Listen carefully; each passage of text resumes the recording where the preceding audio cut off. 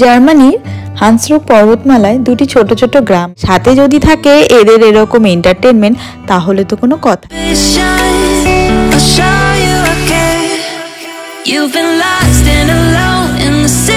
এ প্রান্ত থেকে ওই প্রান্তে চলে যাওয়া যায়। যাদের উচ্চতার ভয় আছে বা অ্যাক্রোফোবিয়া আছে তাদের জন্য কিন্তু এই সেতুটাকে এই প্রান্ত থেকে ওই প্রান্ত পার করা একটা ভীষণ বড় চ্যালেঞ্জিং ব্যাপার। আয়ারল্যান্ডে যাওয়ার আগে এটা লাস্ট ট্রিপ এবং আয়ারল্যান্ড থেকে ফিরেও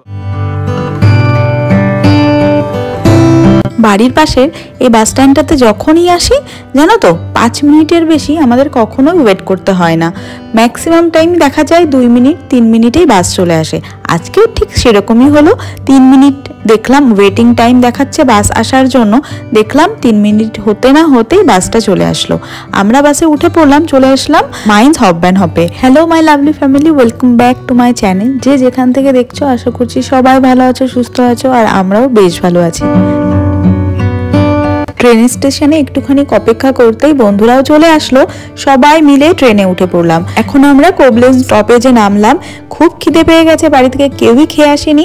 এখান থেকে আমরা ভাবলাম কিছু খাবার এখান থেকে কিনে নেওয়া যাক, সেই বাবদ আমরা অর্ডার করে বসলাম। এখানকার বার্গার আর কিছু ফ্রেঞ্চ ফ্রাইজ এইগুলোই কিনে নিলাম। কাউন্টারে গিয়ে ভিড় করার থেকে সময় বাঁচানোর এটা একটা ভীষণ ভালো উপায়।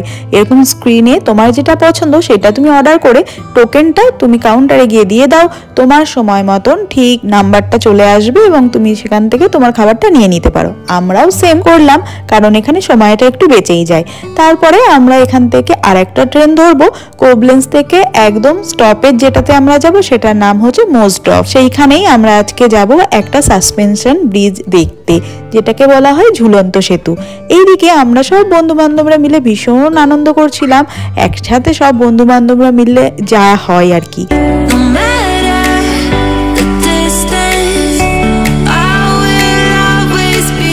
ট্রেনে উঠেই পছন্দের জায়গাটিতে বসে গেলাম আমরা সবাই। সঙ্গে যদি থাকে এরকম ফ্রেঞ্চ ফ্রাইজ কিংবা পছন্দের বার্গার এরকম কোনো কিছু যদি সঙ্গে থাকে তাহলে তো খাবারের বক্সে অ্যাটাকটা সবার আগেই পড়ে। সেরকম দেবদত্তও এখানে খেতে শুরু করে দিয়েছে, ও নাকি ওয়েট করতেই পারছে না ফ্রেঞ্চ ফ্রাইজের গন্ধর জন্য।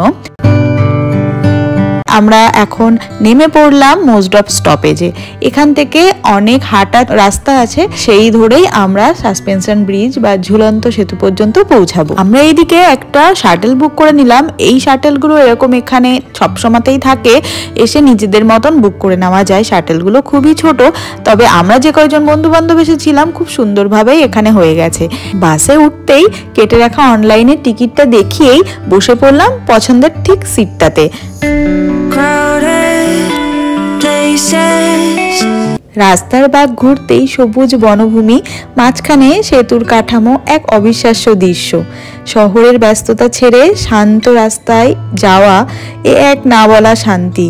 সত্যি মোজডর্ফ যাওয়ার পথে রাস্তা, উঁচু নিচু পাহাড়, সবুজ বনভূমি, রাস্তার দুধারে সারি সারি ওক, বার্চ আর পাইনের বন। যেতে যেতে মনে হচ্ছে প্রকৃতি যেন এই গ্রামটিকে রঙিন মোহময়ী চাদরে ঢেকে দিয়েছে।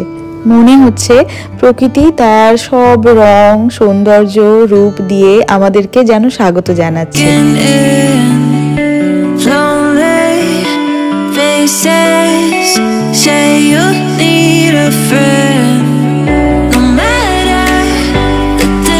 শাটেল গাড়িটাও এক সময় এসে বলে দিল এটা তার অন্তিম স্টপেজ। আমরা ওখানেই নেমে গেলাম।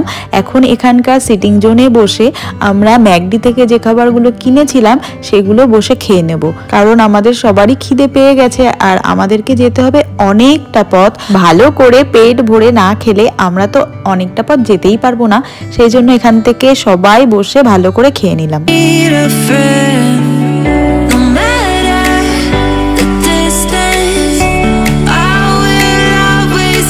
জার্মানির হান্সরুক পর্বতমালায় দুটি ছোট ছোট গ্রাম আছে, একটা মোজডর্ফ আর একটা সোলসডর্ফ। এই দুটি গ্রামকে সংযুক্ত করেছে যে ঝুলন্ত ব্রিজ, সেটি আজকে আমাদের গন্তব্যস্থল।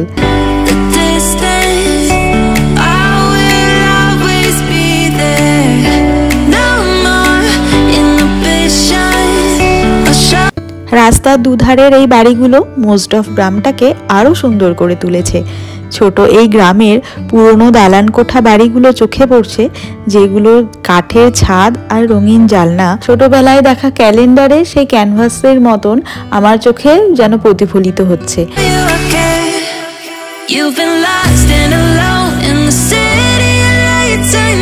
অনেকটা হাঁটার পর যখন আমরা একটু ক্লান্ত হয়ে পড়ছি, এরকম সিটিং জোন দেখেই বসে নিয়ে এনার্জি নিয়ে নিচ্ছি।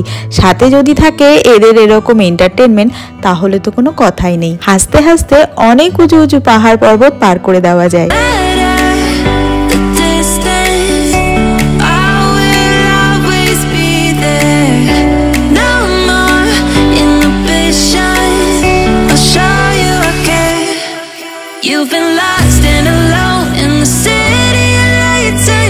হাঁসরোগ পর্বতের উঁচু শৃঙ্গে আর ঘন জঙ্গলের মধ্যে যেখানে মোবাইলের নেটওয়ার্কটাও লুকোচুরি খেলে, সেখানে সেতু পর্যন্ত পৌঁছাতে একমাত্র পথ হয়ে দাঁড়ায় এরকম কিছু হাইকিং ট্রেল বা মেঠো পথ। এই গভীর জঙ্গলের মধ্যে ঢোকার পরেই আমার যেন মনে পড়ে যাচ্ছিল ছোটবেলায় আমার দেখা টিভিতে বেয়ার গ্রিলসের ম্যান ভার্সেস ওয়াইল্ডের কিছু কিছু মুহূর্ত। মজডফ এই উপত্যকায় শ্বাসরুদ্ধকর দৃশ্য উপভোগ করার এক অন্যতম অ্যাডভেঞ্চার। পাহাড়ি এলাকা দিয়ে বিভিন্ন নদী, ছোট ছোট ঝর্ণা বয়ে গেছে, তার মধ্যে থেকে ঘন জঙ্গল পার করে এ যেন এক স্বপ্নের মতন দৃশ্য আমি দেখছি। চারিপাশের সবুজ বন, বুনো ফুল, সুরেলা পাখির ডাক এখানকার পরিবেশটা যেন আরো মোহময় করে তুলেছে। ইতিমধ্যে আমরা পৌঁছেছি গিয়ারলাই সাসপেনশন ব্রিজের কাছে। আর সেতুটির কাছে পৌঁছানো মাত্রই অরূপ টেনশনে পড়ে গেছে যে কিভাবে এই প্রান্ত থেকে ওই প্রান্তে যাবে। এই সেতুটিতে উঠতে কোনো রকমেই টিকিটের প্রয়োজন হয় না, ফ্রিতেই এই প্রান্ত থেকে ওই প্রান্তে চলে যাওয়া যায়। তোমরা জানলেও অবাক হবে, এই সেতুটির দৈর্ঘ্য প্রায় 360 মিটার আর মাটি থেকে প্রায় 100 মিটার উচ্চতায় এটি তৈরি করা হয়েছে। যাদের উচ্চতার ভয় আছে বা অ্যাক্রোফোবিয়া আছে, তাদের জন্য কিন্তু এই সেতুটাকে এই প্রান্ত থেকে ওই প্রান্ত পার করা একটা ভীষণ বড় চ্যালেঞ্জিং ব্যাপার। এই সেতুটা সুইজারল্যান্ডের আলপাইন সেতুগুলোর অনুপ্রেরণায় তৈরি করা হয়েছে। ব্রিজের উপর উঠলে চারিপাশটা দেখলে দেখা যায় গভীর সবুজ রং প্রকৃতি যেন ছড়িয়ে দিয়েছে।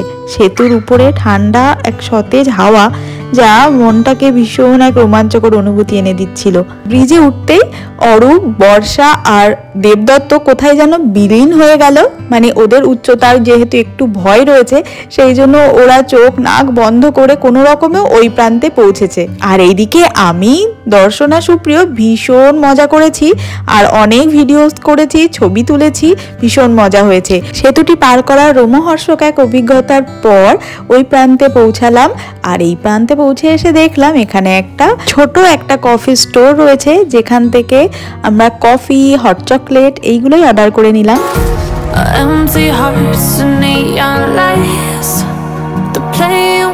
ব্রিজের এই প্রান্তের গ্রামটাও ওই প্রান্তের গ্রামের সৌন্দর্যের থেকে কোনো অংশে কম নয়। কিন্তু সত্যি প্রকৃতি যেন সব সময় অনন্য সৌন্দর্য উপহার দিয়ে থাকে আমাদের। ঘন বন, পাহাড়, বনভূমি, নদী, বিভিন্ন বৈচিত্র্যময় ঋতুর অমলিন এক রূপ, যা আমি আজকে চাক্ষুষ করছি। যারা প্রকৃতির মাঝে সময় কাটাতে চান কিংবা অ্যাডভেঞ্চার উপভোগ করতে চান কিংবা শুধু অপূর্ব দৃশ্য দেখতে চান, তারা এই সাসপেনশন ব্রিজ আর তার চারিদিকের এই গ্রামটাকে নিঃসন্দেহে অসাধারণ গন্তব্য হিসাবে উইশলিস্টে রাখাই যায়।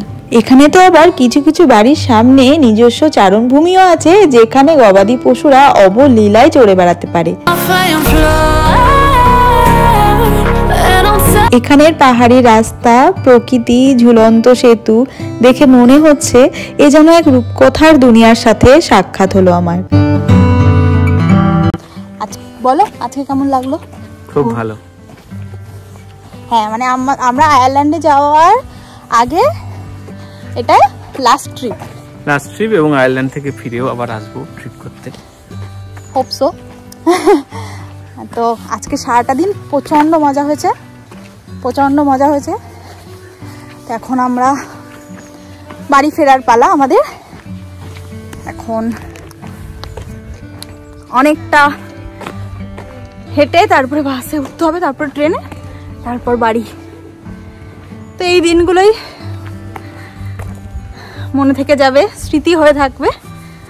মসডফের এত সুন্দর এই গ্রামের গোধূলি বেলাটাও যেন এক অনন্য মায়াবী রূপ ধারণ করেছে, যেখানে প্রকৃতি ও শান্ত পরিবেশ একসাথে মিশে গিয়ে দিনের আলোয় ম্লান হয়ে যাচ্ছে। তাই এই প্রকৃতি সৌন্দর্যের মাঝে বসে বন্ধুরা মিলে কার্ড গেম খেলে নিলাম।